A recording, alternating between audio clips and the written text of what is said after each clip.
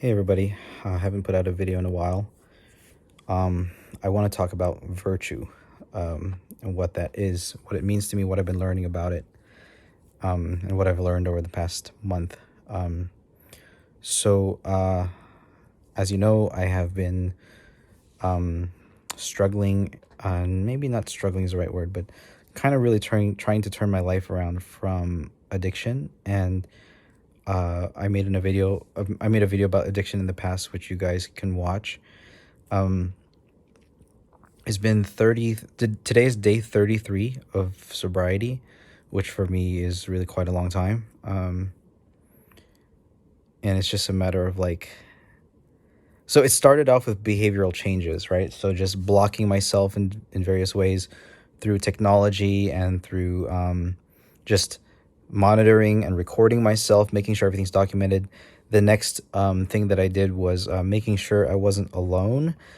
So making sure I'm staying with family and staying with friends and making sure I have some sense of accountability that I won't fall back into the addiction.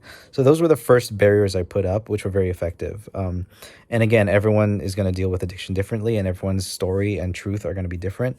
So I'm just talking about my own truth and what I've experienced, my own opinion, I guess. But after that, I knew that there had to be a deep foundation by which I can really all parts of me, my mind, my body, and spirit, just be away from those vices. And the word vice is interesting because I guess the opposite of that would be virtue. So I've been thinking about vices. I've been listening to this priest, Father Chad Ripperger. I know he's popular among traditional Catholic circles, but he talks about virtue being the inversion of vice, and good spirits, the Holy Spirit, and virtue being the inversion of what demons want to do. The bad spirits, quote unquote. I believe in them. You don't necessarily have to, but if I think about vices, the vices of addiction, the vices of lust, of sloth, the 7 deadly sins, gluttony, pride. In some way, I've been guilty of all of them. Maybe a lot of us have been guilty of all of them. Some of us on different levels. And I know addiction are very sloth and gluttony related. And I've been thinking about what are the opposite things of those things? So what is the opposite of sloth? So that priest defines sloth as an aversion to things that are difficult, things that are hard, things that make you sweat, things that make you want to work hard. When in fact, if I as a man try to work hard, especially in not only getting rid of my addiction and being sober from it and saying no to it, but saying yes to things that are better and replacing that time and energy and money spent towards those addictions and put it towards things that are good, like hard work and, being a good man of service to my friends and family and helping people. That's like the inversion of the sloth. And in fact, I went to confession soon after everything came to light. And the priest told me that there's no limit to humility. And there's no limit, but now I've extended that because humility is one of the virtues, humility being the inversion of pride. But all virtues, there's no limit. There's no limit to how far and how good you can get, how perfect you can be.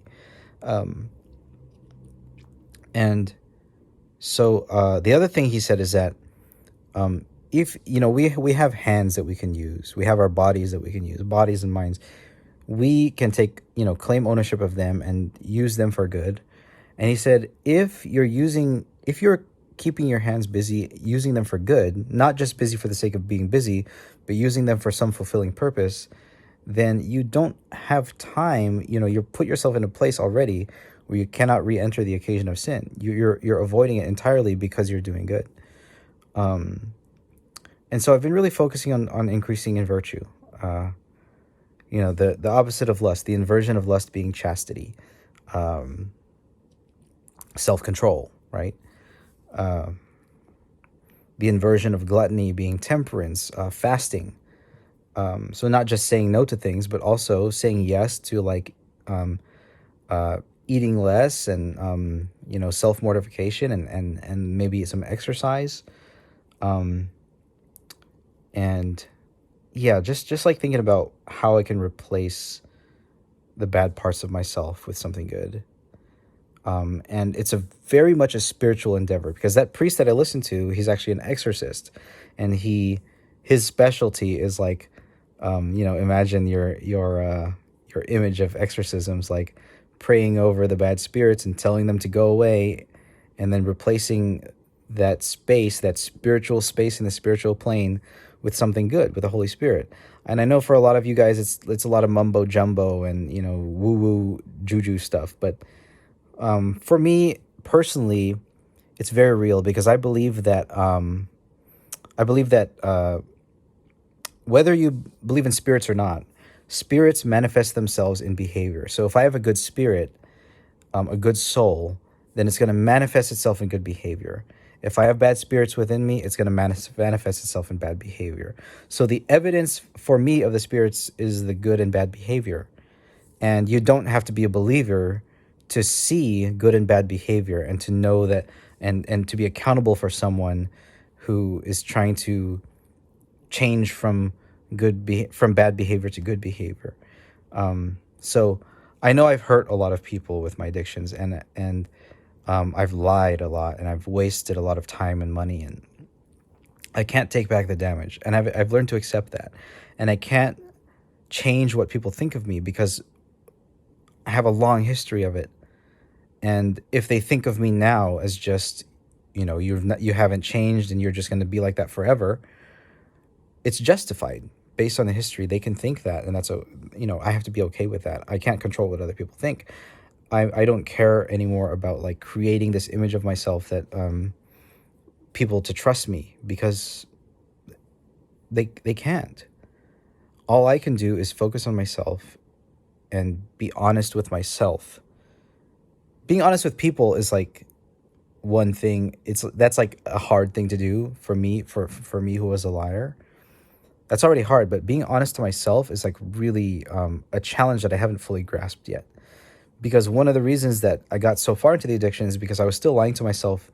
I talked about this in a previous video too. Still lying to myself about like I'm a good person. I'm a good person. I don't want to do any of this. I can stop all of this later. I can stop all of this when I want to, but it was none of it was true. I was stuck, and that's the nature of sin. That's the nature of addiction. That's the nature of vices.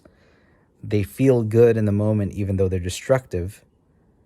The dopamine, right? But yeah, they're destructive, and you just keep doing it, and you feel trapped at a certain point. And you feel like you can't escape. And the hard part is that what everyone's going to think of me is that, no, you did this, which I did, and I take full responsibility. But it's like, I hope that people, for those of you who have witnessed addiction, I hope that you can pray for me and support me, because you probably have seen how powerful it can be, even for someone who knows that they don't want to do it anymore. So yeah, I kind of want to talk about that. I want to talk about just trying to live in virtue and every day. And part of that virtue, part of knowing that I was a sinner and I've done damage, and now I'm trying to turn my life around. It's like I still have to deal with all the damage that I've done. And that's really the hard part. The guilt is very difficult. And I need to feel it. I think it's good for me to feel guilt. I think guilt is important. I don't want to be overwhelmed and taken over by guilt, but it's important for me to feel it, because it helps me know that, yeah, I have a moral compass and I know that it was wrong, and I need to know that it was wrong. So yeah, that's what I've been thinking about. Again, I ask for your prayers and support. Thank you for listening to me. I'm trying to, work hard again, trying to apply for jobs. I'm back on streaming on Twitch. I'm doing commissions again.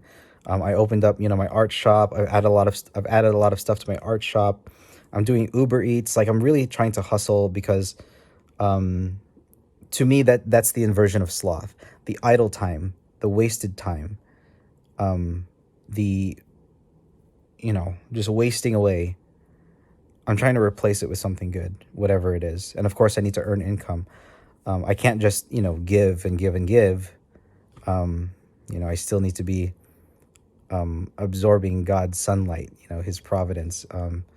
And I know that love is giving, but, God is the source. God is the source of my sustenance. So I will give and give and give, and I'll hustle. And if people want to support me, they can. So I thank you guys again. I love you all. God bless you all. Bye-bye.